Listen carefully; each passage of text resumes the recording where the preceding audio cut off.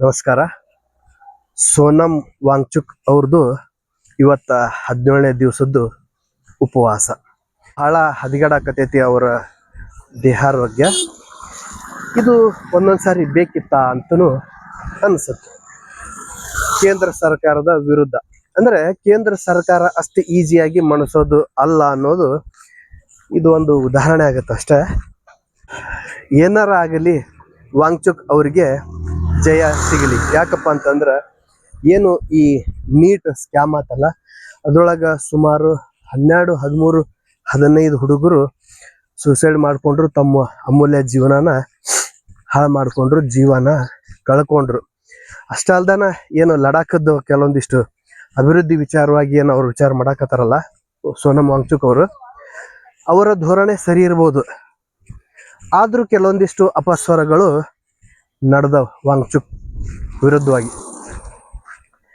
ಅಪಸ್ವರಗಳು ಏನು ಅಂತಂದ್ರೆ, ಮೊನ್ನೆ ಏನು ಆನ್ಲೈನ್ ಪಾರ್ಟಿ ಉದ್ಭವ ಆಗೈತಲ್ಲ, ಕಾಕ್ರೋಚ್ ಪಾರ್ಟಿ.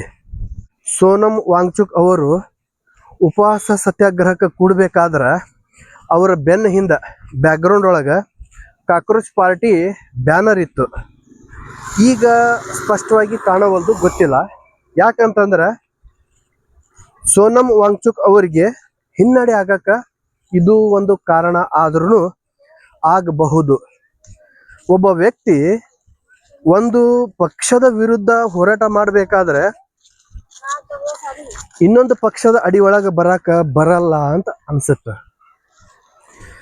ಈಗ ಅವ್ರೇನಾದ್ರೂ BJP ವಿರುದ್ಧ ಅಥವಾ ಕೇಂದ್ರ ಸರ್ಕಾರದ ವಿರುದ್ಧ ಹೋರಾಟ ಮಾಡಾಕತ್ತಾರ ಅಂದ್ರೆ ಅಲ್ಲಿ ಕಾಕ್ರೋಚ್ ಪಾರ್ಟಿ ಅನ್ನೋದು ಅದು ರಿಜಿಸ್ಟರ್ ನಾನ್ ರಿಜಿಸ್ಟರ್ ಅದು ಡಿಫ್ರೆಂಟು.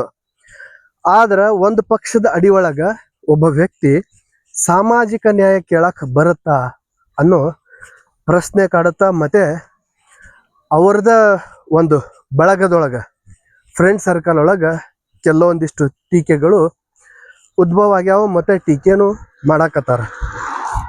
ಹಿಂಗಾಗಿ ಕೇಂದ್ರ ಸರ್ಕಾರನು ಬಹಳ ಲೇಜಿ ಮಾಡಾಕತೈತಿ, ಬಹಳ ಈಸಿಯಾಗಿ ತಗೊಂಡೈತಿ ಸೋನಂ ವಾಂಗ್ಚುಕ್ ಅವರಿಗೆ.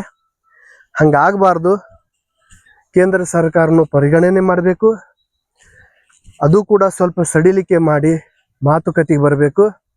ಅದೇ ರೀತಿ ಸೋನಂ ವಾಂಗ್ಚುಕ್ ಅವರು ತಮ್ಮ ಅಜೆಂಡಾಗಳು ಇಟ್ಕೊಂಡು ಏನು ಹೋರಾಟ ಮಾಡಾಕತ್ತಾರ ಅವನು ಸ್ವಲ್ಪ ಸಡಿಲಿಕೆ ಮಾಡಿಕೊಂಡು ಕಾಂಪ್ರಮೈಸ್ ಮೇಲೆ ಏನೋ ಒಂದು ಸ್ವಲ್ಪ ಅನುಕೂಲ ಮಾಡಿಕೊಂಡ್ರೆ ಒಳ್ಳೆಯದು. ಕೆಲವೊಂದಿಷ್ಟು ವಿಚಾರ ಅಷ್ಟೇ ಗಟ್ಟಿಯಾಗಿ ನಿಲುವು ತಾಳಲಿ, ಆದರೆ ಕೆಲವು ಗಟ್ಟಿಯಾಗಿ ನಿಲುವು ತಾಳೋದು ಬೇಡ. ಒಂದು CET ವಿಚಾರವಾಗಿ ಬರೋ ಭವಿಷ್ಯದ ಹುಡುಗರಿಗೆ ಅನುಕೂಲ ಆಗೋ ಥರ ಹಿಡ್ಕೊಳ್ರಿ. ಮತ್ತು ಲಡಾಖದ ವಿಚಾರ ಒಂದು 2-3 ವಿಷಯ ತಗೊಂಡು ಮಿಕ್ಕಿರೋದನ್ನು ಸ್ವಲ್ಪ ಅವರು ಸಡಿಲಿಕೆ ಮಾಡಿದ್ರೆ, ಯಾರು ಸೋನಂ ವಾಂಗ್ಚುಕ್ ಅವರು ಸಡಿಲಿಕೆ ಮಾಡ್ಕೊಂಡ್ರೆ ಬಹಳ ಚಲೋ ಆಗುತ್ತೆ.